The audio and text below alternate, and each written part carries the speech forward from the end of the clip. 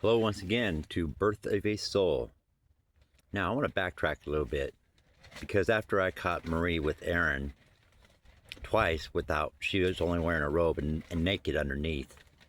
Because one day I went to work on Saturday morning, but it turned out I didn't have to work, so I surprised him and came home and he was pretending to sleep on the couch, and Marie's coming out of the bedroom with, just her robe on.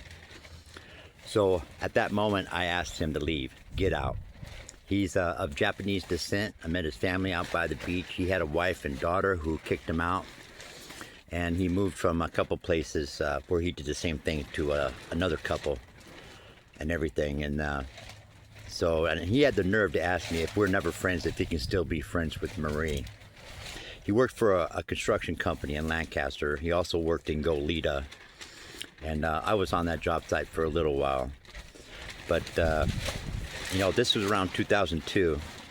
2003, Marie and Suzanne started hanging out together, and she was always disappearing. And like I said I wanted my Harley back from the shop because it's not selling. Well, the next day she brings me the pink slip and says to sign it because it's sold, which is a lie. We had a big fight, and at that time, for us to get back together, she suggested I go see a psychiatrist. And this is just when I was coming into my spiritual anointing and awakening. Like I said, I brought a dead bird back to life through prayer, through the power of God, through the Holy Spirit.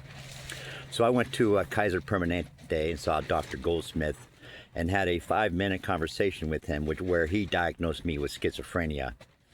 It wasn't true. No. Okay, and I went to session after session after session, and I was trying to explain to him, well, this is what I'm experiencing. But this was my awakening into the Spirit of God. So I wasn't schizophrenia, and that's why I have a problem with mental health institutions today. Okay, they label you and they destroy you with that label. Now, after I kicked Aaron out, and I was labeled for the next 5 years, this is 2003 to 2008, for the next 5 years I was held hostage. I lost my 4-wheel drive. I lost my Harley Davidson. I didn't even know I was getting Social Security checks until, one day she had me starting signing them. I never knew about it. They went straight to her bank account. I didn't see a penny. Okay, I kept the house clean. That was my job. Cook for her, clean for her, have her martinis ready when she got home from work. Okay. Now her employee Wilson she was a bank manager at Chase Bank in Palmdale. Wilson was her employee, and I guess that's how their relationship started. From there, he went to be a paramedic, and after that, he became a Los Angeles police officer. I overheard conversations with her and him making plans, and I told her I want a divorce. I want a divorce, and she lied to me because I got her phone records, I got her bank account records, because she had all her mail delivered to Suzanne's house, my daughter, so I wouldn't find any of this out. Okay? And so, yeah, I had a dead to right I had him. And, but she was always calling him. She wouldn't leave him. She just would not leave him. One day she took a flight to Arizona to visit her niece. And on her way back, she was in Burbank. She calls me and says, well, I'm going to go spend the night at Suzanne's house. Well, she calls me like a half hour, 40 minutes later and says she's in Ventura already. I go, no way. So I knew she was with him. She was with that Wilson from Los Angeles Police Department. And so I called Suzanne like at 5 o'clock in the morning. And she didn't answer. She woke up and called her mother. And then Marie called me. And I asked her, well, where in the hell are you? Oh, well, I'm going shopping at Kohl's, at this time in the morning. But I didn't buy nothing because I didn't have no money. Well, she had a $1,200 credit card for Kohl's. So she lied again. So you see how this story goes on and on and on.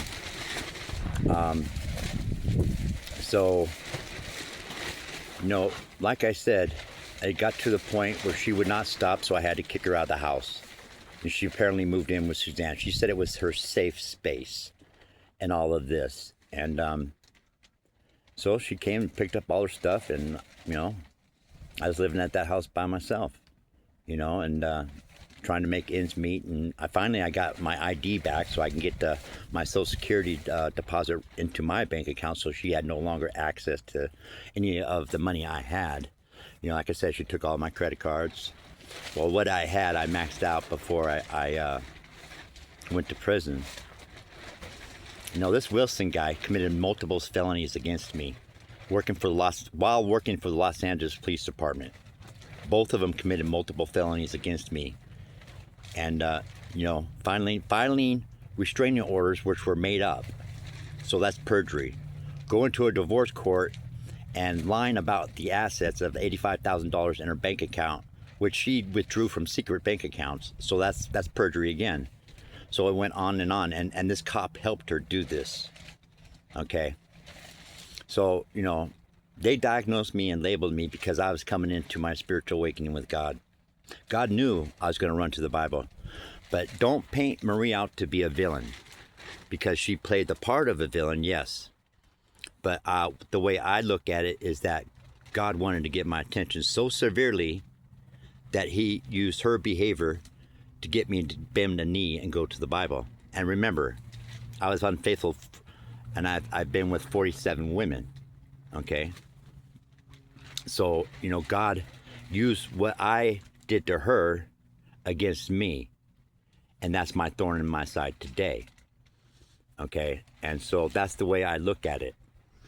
So, right before I went to prison, God showed up, June 20th, 2008, when I prayed, I love you, and I die for you. He showed up the next day, because that's when my eyes were awakened, and I noticed everything that was going on around me, just like it's going on around me right now in this town. And this has been going on for 17 years. Okay. So, they were trying to lock me up in a mental hospital. The doctors were against me. Everybody was against me. Well, I said, hell no. Hell no. So I went to the gas station up in Lake Elizabeth, filled up a gas can full of gas, took it back to the house. I had all my stuff packed up, planned out. I was already feeding everybody propaganda because my phones and everything was tapped. And so I torched the house. The thing is, I should have started with the bedroom. I threw her wedding dress in the trash, and I watched the trash man dump it in the truck. I found a box of condoms in her bathroom trash. I never use condoms. Okay, she tore them up in a bunch of little pieces. And like I said, Suzanne covered this up, Jennifer covered this up, and all of them did. So, I busted them dead right. I even tried to follow her and catch them together, and I almost did one day. I almost did. We had a little highway chase on the freeway until she pulled into Silmar's police station. I said, okay, bye. So I maxed out my credit cards at the Rock Inn in Lake Elizabeth, bought everybody around a drink and everything like this, because I know my time was short. I went out and bought a new car, bounced 2 checks to buy that car. I was working at the liquor mart in Nona Valley, and so I had my dog and everything, and I torched the house. I poured gasoline in the living room before the bedroom, which was my mistake. And when I lit the fire, I actually caught my hand on fire as well, because I had gasoline all over it. So I had to run to the sink and put it out. And I remember, the alarms going off, fires all raging in the living rooms, and I'm trying to get out the back door, but no windows were open, and the section of the house locked me in. Finally, the door opened. I ran to the garage, jumped in the car, had my dog, Jennifer's dog, or Suzanne's dog, Ginger, with me. Rode down to the mountain highway and blocked the road so the fire department could not get through. Opened the hood of the car like I was broken down. And I just got my dog and started walking back to the golf course, the country club. At which time I had my Bible and my last cigarettes. But the thing is, well, God said, no, you're not going to smoke. And he took my lighter and it didn't work no more. And so I walk up to the country club in Lake Elizabeth where I worked. And everybody already knew about me and the house fire. And just like all you guys are doing today, they knew back then too. So I started walking back down the house. The cops pull up. I get down in my felony prone position. The cop runs up to me and and starts to handcuff me. And he's all saying, "Who you working with? Where's the body? Who you working with? Okay."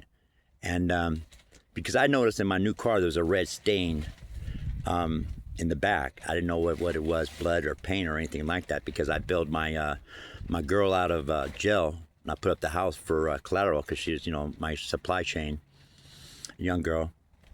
And so then I, you know, they had the whole squad there. They had the bomb squad. They had ATVs there. We had helicopters going over. The press was there, you know, and I'm sitting in the back seat with the dog, and the dog goes up in the back seat, and Marie pulls up with my friend Greg, which is not my friend at all, because he's a fucking pervert child molester from Ohio. His wife, him and his wife, did drugs, and I was with them, but they did some sexual things, and they didn't think I knew about it in front of me when they thought I was sleeping, you know, masturbating and stuff in front of me. And it was just a terrible scene. Terrible, terrible. So like I said, I was hostage for the next 5 years. I barely got out of the house 11 times a year. And so, yeah, I torched the house. And then, you know, I'm sitting there, you know, and the cop comes up with a bloody pair of pants, you know, playing with my mind, saying, like, thinking like I'm being convicted for a murder. And then so I go down to county jail, and again in Twin Towers, it started again there. And it was a mess. You know, law enforcement in there messing with me, inmates in there messing with me. Not so much to the point where, you know, I was fearful for my life or anything like that, but they made certain comments like, "Oh, this one's real crazy," and all this other stuff. And so I was in Twin Towers, and I go, "Well, I'm going to sign the house over to Marie," and I told Jennifer that, you know, she gives me half the money from the house. Okay, and so I did. Jennifer came, and I signed the papers over, the deed and all this, and you know, I told Jennifer and Matthew, "Hey, here's my wallet. Take my Social Security card, my food stamps, and give me half the money, and you can keep the other half." Well, they never did that. Yes, I got some packages at Twin Towers, but that was it. They kept all the money from my Social Security and blew me off. I got like 11, 12 letters for 2.5 years in prison. And so apparently the paperwork didn't float what I signed, and so she apparently sold the house anyway by forging my signature. But as you know, at the time, you know, she claimed a fire insurance report claiming what was in the house and then what she lost.